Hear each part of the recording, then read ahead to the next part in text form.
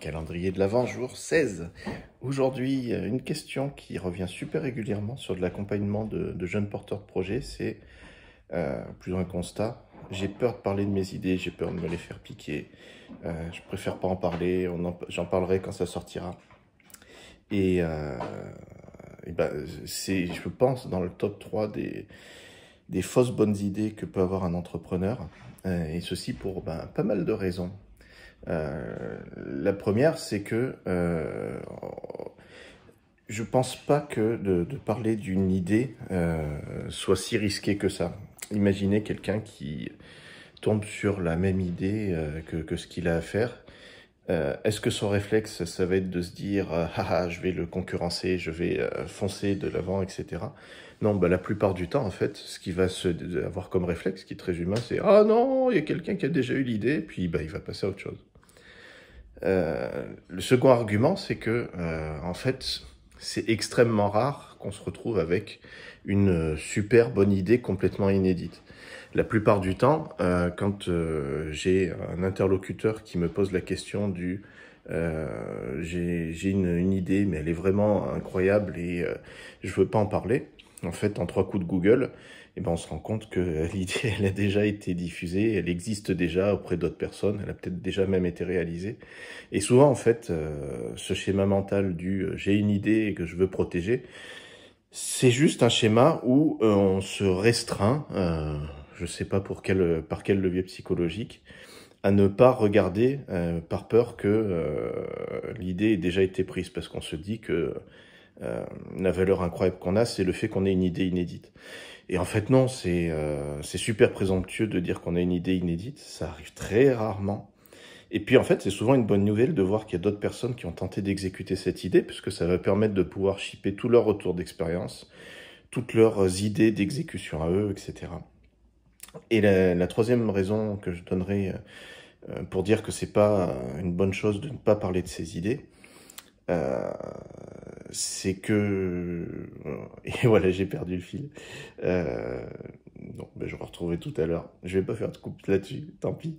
En fait, ce que je voulais dire là-dedans, c'est que parler d'une idée, c'est quelque chose qui peut être super intéressant euh, parce que, voilà, j'ai retrouvé mon idée, c'est que la plupart des entrepreneurs surestiment le fait d'avoir une idée, surestiment la valeur que ça a et sous-estiment l'exécution.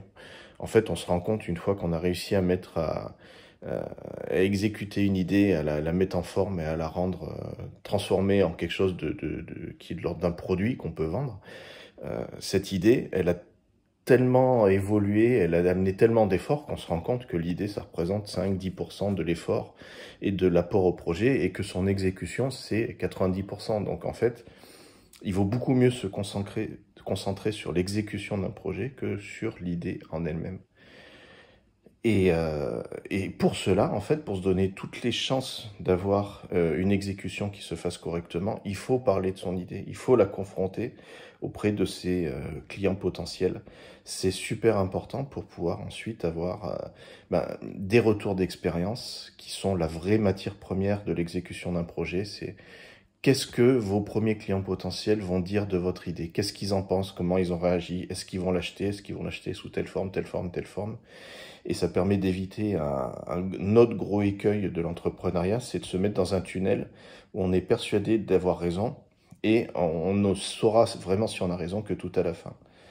Et parler de ses idées de la manière la plus précoce qui soit, ben, au mieux, ça va enrichir votre projet de tous les retours d'expérience, de toutes les autres petites idées que peuvent avoir vos interlocuteurs. Et au pire, mais ça reste quand même une bonne nouvelle, ça va vous prouver que votre idée, tout simplement, elle n'est pas bonne et que votre intuition, elle n'était pas si magique que ça. Donc voilà, j'espère avoir donné quelques éléments pour vous donner envie de parler de vos idées. Je peux vous finir en racontant une anecdote. En fait, un temps, j'avais tellement d'idées dans mon placard que je savais plus quoi en faire et j'étais frustré de leur non-exécution. Donc en fait, j'avais ouvert un blog et puis aussi souvent que possible, des fois c'était tous les jours, toutes les semaines, je publiais une de mes idées en disant, ben voilà, enrichissez-la, piquez-la moi et exécutez-la. Au moins, je préfère qu'elle vive dans les mains de quelqu'un d'autre que plutôt qu'elle reste dans un carton. Et ben, figurez-vous que le blog a eu un beau succès. Il y a eu plein d'interventions de gens qui disaient waouh, ça c'est génial, et qui enrichissaient l'idée. Il y avait des discussions sous forme de commentaires sous l'article du blog. À l'époque, il y avait des commentaires sous les articles de blog.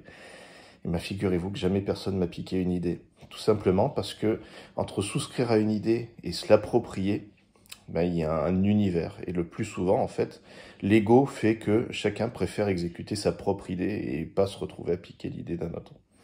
Donc voilà, encore un argument pour vous dire, parlez de vos idées. Et je mets en illustration encore une autre vidéo qui donne quelques autres éléments sur ce sujet.